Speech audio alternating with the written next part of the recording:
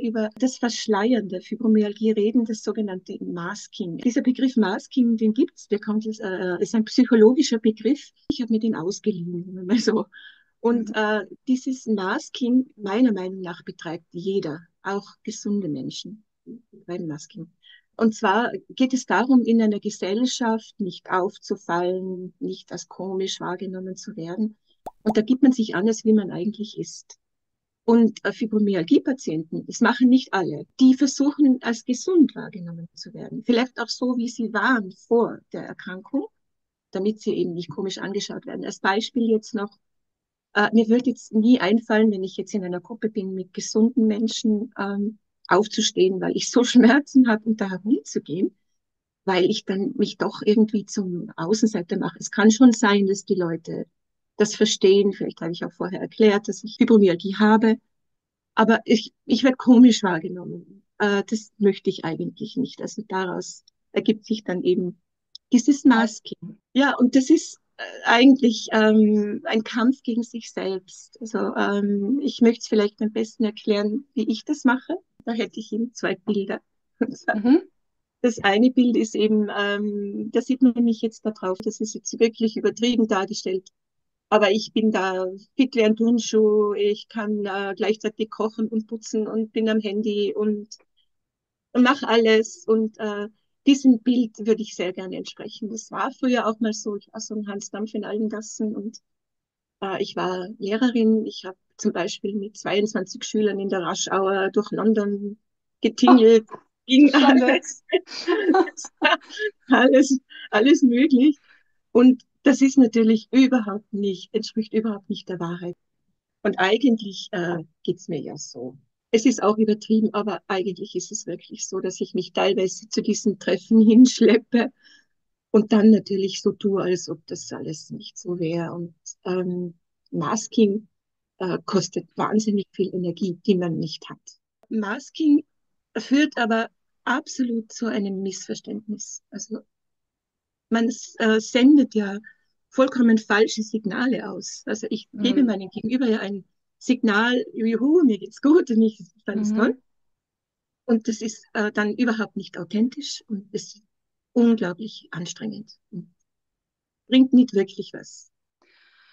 Auf der anderen Seite, wenn ich da jetzt mal so ein bisschen ja, so einen Gegenpol mit reinbringen darf, ähm, als ich noch stark betroffen war von Fibromyalgie, da ging es, viele wissen das aus eigener Erfahrung, es geht einem so mies. Es geht einem so schlecht und man kann vieles nicht. Und das ist ja für Gesunde gar nicht nachvollziehbar. Und ich hatte immer das Bedürfnis, anderen das zu erklären, damit die mich verstehen. Also Ja, genau das Gegenteil, sondern ich habe mich geöffnet und habe ja, genau ja, gesagt, wie die Sache aussieht, äh, habe damit aber auch keine guten Erfahrungen gemacht. Also das ist ja im Prinzip, du sagst jetzt, Masking ist eigentlich der falsche Weg, aber sich zu öffnen ist irgendwie auch nicht richtig. Und, was sagst du genau. dazu? Genau, und das ist das Dilemma, in dem wir stecken. Also du hast vollkommen recht. Es ist wirklich so, wenn wir uns öffnen, dann fühlen wir uns missverstanden meistens, weil das ein gesunder Mensch gar nicht nachvollziehen kann, wie es uns wirklich geht. Und ich habe da auch ein paar Sprüche, die wir ernten, wenn wir uns öffnen. Okay. Würde ich jetzt gerne vorlesen, die wahrscheinlich jeder kennt oder jeder weiß, der das hat. Zum Beispiel, lass dich doch nicht so gehen. Oder Hm. es gibt viele Menschen, denen geht es viel schlechter wie dir. So krank schaust du doch gar nicht aus. Du hast mal einen schlechten Tag. Also jeder hat mal einen schlechten Tag. Ich würde auch manchmal gerne den ganzen Tag im Bett bleiben. Das würde ich mir auch wünschen. Hör auf Hm. zu jammern. Was könnte ich denn sagen? Mir geht's ja Ja, viel schlechter. ja. Da, aus was man auch hört, wenn man über Behinderte, wenn man einen Behindertenpass hat, was, du hast 70, 80% Behinderung. Aber spazieren gehen kannst du. Toll, toll. Das ist doch nur psychisch. Also du hast ganz was anderes. Also dann gibt es dann Tipps, was ich habe, zum Beispiel. Und auch noch einen letzten Spruch bei diesen vielen Medikamenten. Da muss man ja krank werden. Du Ah rennst ja ja. dauernd zum Arzt. Also das sind so typische Sprüche, die man erntet, wenn man sich öffnet. Und dann geht es einem überhaupt nicht mehr gut, weil dann hat man eben diese Erklärungsnot und fühlt sich völlig missverstanden und auch traurig. Dieses Mitteilen führt einfach auch bei Menschen, mit denen man emotional verbunden ist, also Lebenspartner, Ehepartner, Kinder, Freundinnen, Freunde, dazu, dass man irgendwann draufkommt, obwohl er meine Geschichte kennt, versteht er mich nicht. Also wenn ich mal einen schlechten Tag habe, weil ich das Masking dann überhaupt nicht mehr schaffe und dann Mhm. halt wirklich rauskommt, aha, so gut ist es jetzt nicht und dass sie dich dann überhaupt nicht verstehen. Und das macht unglaublich traurig und ich möchte nie von Schuld sprechen. Niemand ist schuld. Wir versuchen einfach nur mit der Situation umzugehen. Aber die falschen Signale, es sende ja ich aus. Und das Mhm. Missverständnis entsteht ja auch durch mein Verhalten und so, wie ich das eben mache. Also Ich du sehe hast mir eine Selbsthilfegruppe oder du führst eine Selbsthilfegruppe. ich fühle sie nicht. Ich bin in einer Gruppe. Und zwar hat sich die entwickelt aus einer Schmerzbewältigungsgruppe am hiesigen Krankenhaus. Da waren jetzt nicht ausschließlich Fibromyalgie-Patienten dabei, sondern Menschen mit chronischen Schmerzen. Und wir waren unglaublich glücklich in dieser Gruppe, weil, wie gesagt, da kann ich sehr wohl aufstehen während des Gesprächs und Mhm. herumgehen, weil mich jeder versteht. Oder ich Mhm. muss mich hinlegen oder ich gehe überhaupt weg, weil ich überhaupt nicht mehr kann. Das ist für gesunde Menschen nicht nachvollziehbar. Und da darf man das. Und wir hatten dann beim letzten Termin, waren wir wirklich furchtbar traurig, weil es ist so, man leidet ja nicht nur an den Schmerzen, sondern die ganze Infrastruktur, wie man überhaupt weiterleben kann, wie man seine Miete bezahlen kann. Das ist ja alles wirklich belastend hoch 10 zusätzlich zu dem, Ja. dass wir unglaubliche Schmerzen haben. Und dann beim letzten Termin natürlich, ja, was machen wir denn jetzt? Jetzt ist die Gruppe vorbei und das, was uns gut tut. Und meine wunderbare Freundin die studiert an der Uni und hat eben im Rahmen ihrer Masterarbeit ein Konzept erarbeitet. Es geht darum, dass man mit Hilfe von Bildern, die man in die Gruppe mitbringt, darüber spricht, Erfahrungen austauscht, sagt, warum man gerade dieses Bild. Das hat nichts jetzt mit eigenen Bildern zu tun, sondern es kann ein Weg sein oder sowas und man spricht darüber zu einem bestimmten Thema und dann kann man bei diesem Thema unter Umständen zu Lösungen kommen. Und wir haben auch tatsächlich eine kleine Lösung gefunden, also eine Lösung, um dieses Missverständnis ein bisschen kleiner zu machen und vielleicht doch ein bisschen besser kommunizieren zu können. Und zwar haben wir das heruntergebrochen auf eine Zeichensprache. Okay. Das war dann unser Konzept, das wir da uns ausgedacht haben. Ich würde auch diese Zeichensprache sehr gerne zeigen. Man braucht die Hand, rechts eine rechte Hand, links eine linke Hand. Eins, zwei ist super. Und wenn ich sage, wenn ich dieses Zeichen mache, dann geht es mir gut. Im Rahmen meiner Erkrankung natürlich. Zwei geht auch noch nicht mehr ganz so gut, aber geht.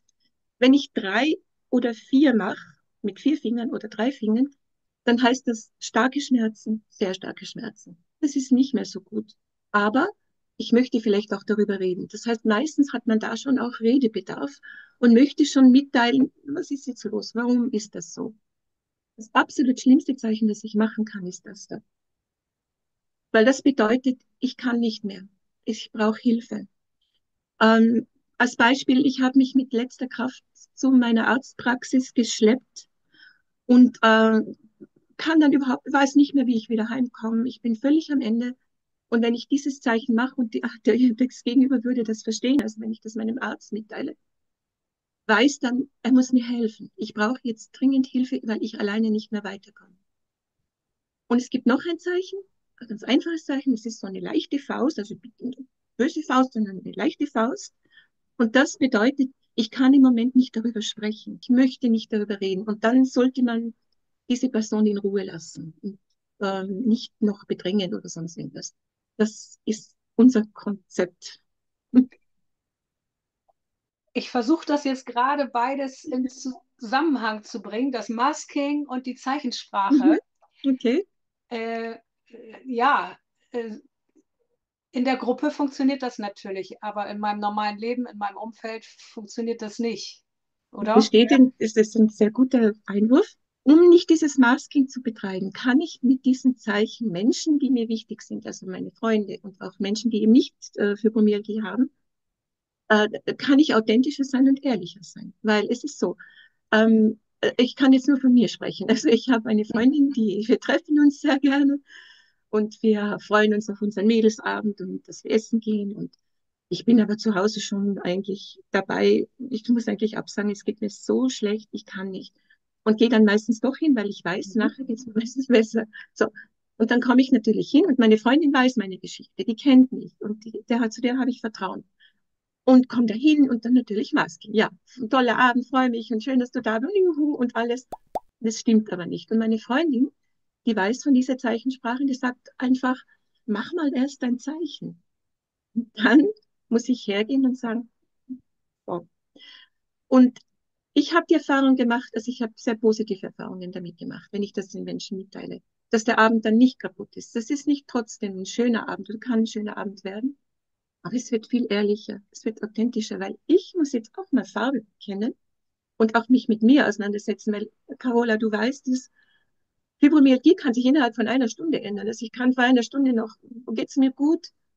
Und nach einer Stunde müsste ich eigentlich mich sofort hinlegen und kann eigentlich gar nicht mehr. Und es wird alles viel, viel ehrlicher. Also die Kommunikation wird ehrlicher mit diesen Zeichen. Und ich kann ja selber entscheiden, ob ich darüber reden will oder ob ich trotzdem den Abend genießen möchte. Und das ist Masking zu verhindern oder nicht ganz so schlimm zu machen. Äh, und eben mit diesen Zeichen eine authentische und ehrlichere Kommunikation mit den Menschen führen. Wenn ich in die Gruppe komme, wenn es jetzt mehrere Leute sind, wir sind Gott sei Dank nur sechs, sieben Leute in der Gruppe, ähm, dann ist es schwer, jetzt da lang auszuholen, warum es mir schlecht geht. Aber mit diesem Zeichen weiß ich schon, und man freut sich, wenn jemand das macht, ganz ehrlich. Also das ist ein schönes Zeichen. Die beiden freut man sich wahnsinnig mit der Person mit, dass es der Person jetzt so gut geht, tut einem unglaublich gut auch. Und die anderen Zeichen eben richtig interpretieren. Also es ist heruntergebrochen auf eine Kommunikation, die nicht muss, aber die ehrlich ist. Es geht eigentlich um die Authentizität, also um die Ehrlichkeit, ehrlichen Umgang mit den Menschen, mit denen ich Kontakt habe. Und ich kann natürlich nur langsam beginnen. Also ob sich diese Zeichen durchsetzen oder nicht, oder ob sie helfen, das muss jeder für sich selber entscheiden. Aber es hat eine Chance, auch in meinem Umfeld, mit meinen Kindern, mit meinem Ehepartner, ehrlicher umzugehen. Und er hat auch die Chance, ehrlicher zu reagieren, weil, wie gesagt, ich spiele ja wirklich gerne Theater. Also da bin ich sehr gut darin, das zu verschleiern. Genau darüber haben wir noch gar nicht gesprochen. Wenn man jetzt mal den Blickpunkt der anderen nimmt, der Gesunden in unserem Umfeld, man geht ja auch eigentlich unfair mit ihnen um, weil auf der einen Seite spielt man was vor und Ja, dann erwartet man aber ja, Verständnis. genau. Erzähl. Du triffst es. Es ist genau der Punkt. Eigentlich darf ich das nicht, weil ich sende andere Signale aus. Ich sende Signale aus, wie wenn ich völlig gesund wäre, das alles im Griff habe, organisieren kann. Aber das stimmt ja alles nicht. Und dann kann ich aber wirklich nicht böse sein auf die Menschen, wenn ich sie eigentlich mehr oder weniger täusche mit meinen Masken. Hm. Und wenn man jetzt da eben diese Zeichensprache einfügt und die wissen darum, und ich mache dann halt so, dann wird das vielleicht anders. Die Kommunikation. Das ist dann praktisch dein Rollstuhl. Ja, mehr oder weniger, es ist mein Rollstuhl. Ja, Ja. ja. Die Zeichensprache macht es einfach, macht es nicht ganz so schwierig. Weil ich kann ja auch bei 3 und 4 sagen, ja, aber ich habe jetzt keinen Redebedarf. Ich komme schon zurecht, aber ich tue mich heute sehr, sehr schwer. Bitte versteht das, ist mein Gipsfuß oder mein Ja. Gipsarm, den ich habe, den die Leute ja nicht sehen können. Die können nichts dafür. Ja, also ich finde das toll, was ihr da erarbeitet habt. Ihr habt da einen Weg gefunden, eine unsichtbare Krankheit sichtbar zu machen. Darum geht es ja eigentlich, dass man einem das nicht ansieht, aber so habt ihr eine Lösung gefunden, das Ganze irgendwie mitzuteilen. Was können jetzt andere tun? Was ist dein Rat? Mein Rat wäre schon, dass wir es ausprobieren. Probiert es einfach mal aus. Man kann es im kleinen Kreis anfangen. Mit Menschen, mit denen man emotional verbunden ist, die Freunde sind, die einen verstehen, oder die zumindest verstehen, die zumindest die Geschichte kennen. Und da einfach mal probieren, wie das wirkt. Es kann was sein, es kann nicht gut gehen oder nicht funktionieren. Mhm. Elisabeth, vielen Dank für deine Zeit, für Sehr deine gerne. Unterstützung und alles Sehr Gute für gerne. dich. Dankeschön, dir auch. Alles Gute. Und allen draußen. Alles Gute.